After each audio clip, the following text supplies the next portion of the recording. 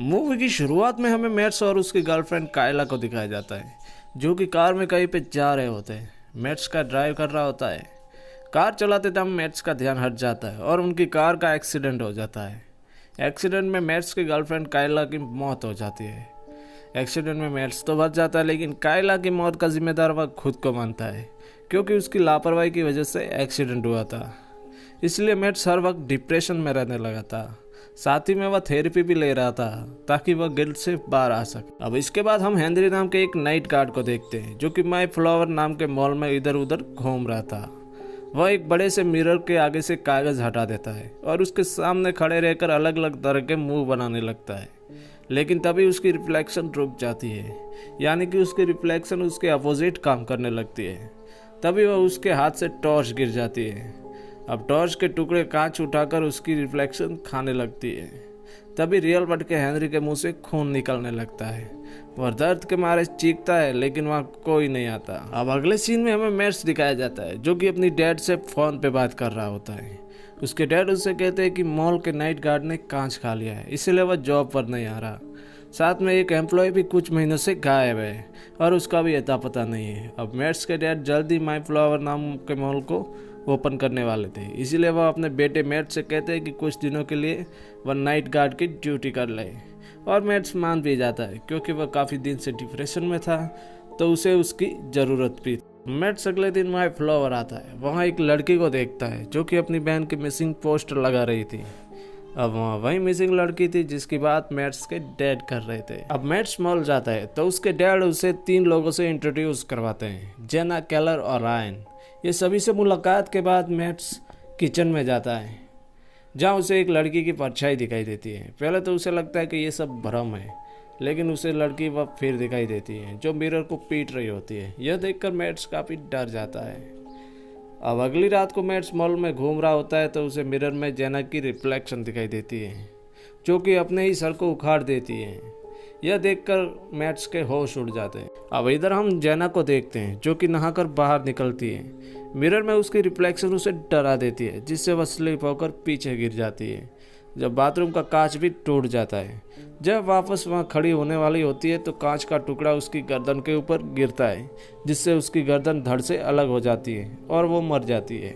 अब अगले दिन मैट्स को जेना की मौत की खबर मिलती है तो वह शॉक जाता है, क्योंकि उसने पहले से ही मिरर में देख लिया था कि वह मरने वाली है। अब एक रात को फिर मैट्स मॉल में घूम रहा होता है तो उसे मिरर में रायन की नजर आता है, जो अपने पेट को काट देता है और जिससे उसकी अतनिया भी बाहर आ जाती है। यह देखकर मैट्स को अंदाजा हो जाता है कि शायद अब रायन की मौत होने वाली है। वो भी उसी तरह मरेगा जिस तरह उसने रिफ्लेक्शन में देखा है। दूसरी तरफ रायन अपने घर में खाना बना रहा होता है। जब वह खाना लेकर आ रहा होता है तभी वह मिरर में देखता है तो उसे अपनी रिफ्लेक्शन नज़र नहीं आती। यह देखकर वह काफ़ी सोच में पड़ जाता है। वह मिरर की तरफ धीरे धीरे बढ़ने लगता है, लेकिन तभी अचानक से उसकी रिफ्लेक्शन सामने आ जाती है और उसे डरा देती है। वह ठीक से देखता है तो उसकी रिफ्लेक्शन के हाथ में एक चाकू होता है। वह धीरे धीरे अपने पैरों के एंकल काट देता है और जिसके रियर वर्ल्ड के रायन नीचे गिर जाता है। अब वह नहीं चल पा रहा होता है। उधर मैट्स रायन को कॉल करता है, लेकिन रायन फ़ोन तक नहीं पहुंच पाता। रायन की रिफ्लेक्शन चाकू से अपने पेट को काट देती है, जिसके रियल वर्ल्ड के रायन की सारी पेट की अतनियाँ बाहर आ जाती है और उसकी मौत हो जाती है, ठीक उसी तरह जैसा मैट्स ने रिफ्लेक्शन में देखा था। इधर रायन कॉल नहीं उठाने पर मैट्स डर जाता है और रायन के घर की तरफ भागता है ताकि उसे वह बचा सके, लेकिन तब तक काफ़ी देर हो चुकी थी। वह देखता है कि रायन के घर के बाहर मीडिया और पुलिस खड़ी है। अब मैट्स अपने डैड को कॉल लगाता है और उनसे कहता है कि यह वह नौकरी नहीं करना चाहता, क्योंकि उसके साथ कुछ स्ट्रेंज हो रहा है। तभी मैट्स के सड़क पर पड़े पानी में उसके डैड की रिफ्लेक्शन देखता है, जिसे देखकर मैट्स को समझ आ जाता है कि उसकी डैड की जान खतरे में है। यह देखकर मैट्स तुरंत वहाँ से अपने डैड के घर की तरफ भागता है। दूसरी तरफ जैक पिज़्ज़ा कटर से पिज़्ज़ा काट रहा होता है। तभी जैक की रिफ्लेक्शन पिज़्ज़ा कटर से फेस पर कट मारती है, जिससे जैक को अजीब लगता है। लेकिन तभी मैट्स वहाँ आ जाता है। मैट्स देखता है कि उसकी डैड सही सलामत है। वहीं मैट उसे उसके डैड की रिफ्लेक्शन को भी देखता है। यह रिफ्लेक्शन केवल मैट्स को डराने के लिए थी, ताकि मैट्स जॉब न छोड़े, क्योंकि माई फ्लावर में उसका अभी तक काम बाकी था।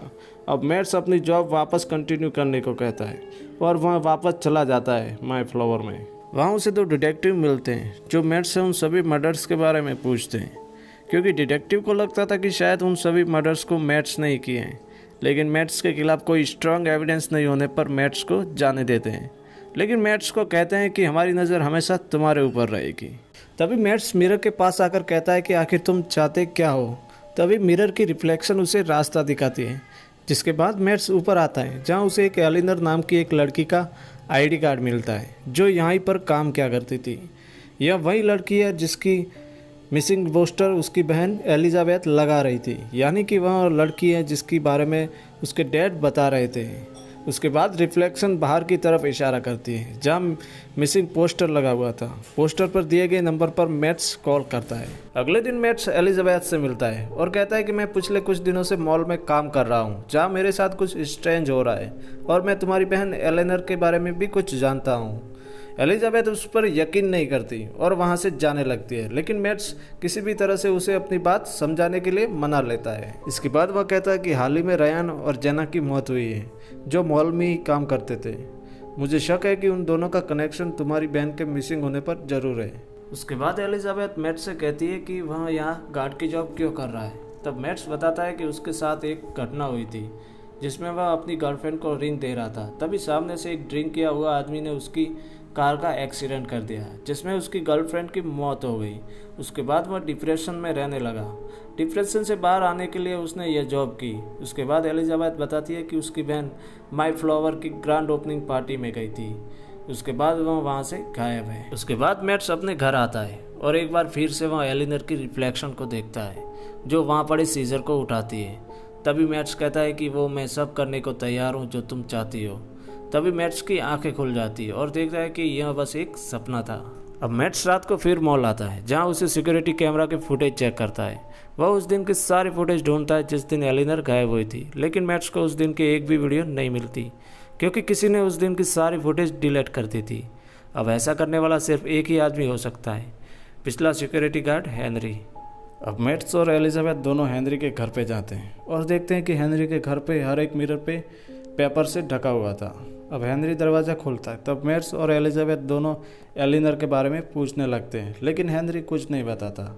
लेकिन मैट्स ज़बरदस्ती उसके घर में घुस जाता है। तब हेनरी कहता है कि मुझे कुछ नहीं पता एलिनर के बारे में, उसके साथ क्या हुआ। जो फुटेज मैंने डिलीट की थी वह सिर्फ केलर के कहने पे की थी। अब मैट्स और एलिजाबेथ समझ जाते हैं कि एलिनर की मिसिंग होने में केलर का भी हाथ है। अब उन दोनों को लगता है कि हेनरी मॉल के बेसमेंट के बारे में ज़रूर कुछ न कुछ छुपा रहा है। तभी दोनों मॉल के बेसमेंट में जाते हैं और कोई ना कोई सुराग ढूंढने लगते हैं, लेकिन केलर उन दोनों को सीसीटीवी की मदद से देख लेता है और चुपके से बेसमेंट में आकर एलिजाबेथ को पकड़कर बांध देता है और मैट्स को ढूंढने लगता है, लेकिन एलिजाबेथ वहाँ से छूटकर भागने लगती है। इसके बाद केलर उस पर गोली चलाने लगता है। तभी मैट्स के आने पर केलर मैट्स पर भी गोली चलाने लगता है। मैट्स वहाँ छुपने लगता है। तभी मैट्स को एलिनर की डेड बॉडी मिलती है। इसका मतलब एलिनर अब मर चुकी है।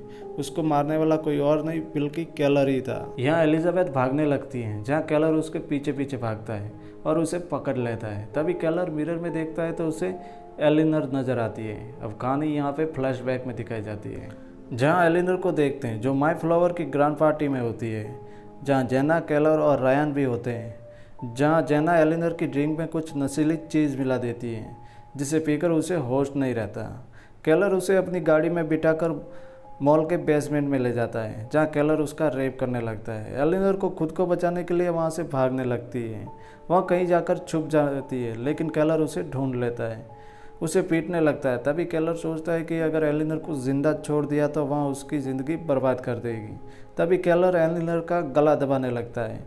एलिनर की आत्मा वहाँ पर पड़े मिरर में चली जाती है, यानी कि एलिनर की आत्मा ने ही और जेना, रायन को मारा था और हेनरी का चेहरा भी खराब किया था। अब प्रेजेंट में केलर एलिजाबेथ को गला दबाकर मारने की कोशिश कर रहा है। तभी मैट्स वहाँ आ जाता है और उसे बचा लेता है, लेकिन तभी मिरर में से एलिनोर की आत्मा दिखती है और मैट्स केलर को मिरर की तरफ धक्का दे देता है और एलिनोर केरल को खींचकर मिरर में ले जाती है और उसे मार देती है। इस तरह एलिनोर की आत्मा ने अपनी मौत के तीनों दोषियों को मार देती है। अब आगे दिखाया जाता है कि हेनरी उन डिटेक्टिव के गिरफ्त में था। वह सब कुछ उनको बता देता है। उसने केलर के कहने पर ही सारी फुटेज डिलीट की थी। अब वह दोनों वहाँ से चले जाते हैं।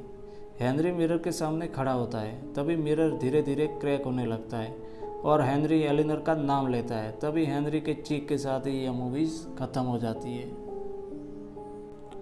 तो दोस्तों वीडियो कैसा लगा कमेंट करके ज़रूर बताइएगा। लाइक करें, शेयर करें और अभी तक आप हमारे चैनल पर नए हैं तो चैनल को सब्सक्राइब जरूर कर लेगा और बेल आइकन को प्रेस करना नहीं भूलेगा। तो मिलते हैं नेक्स्ट वीडियो में, तब तक के लिए बाय बाय।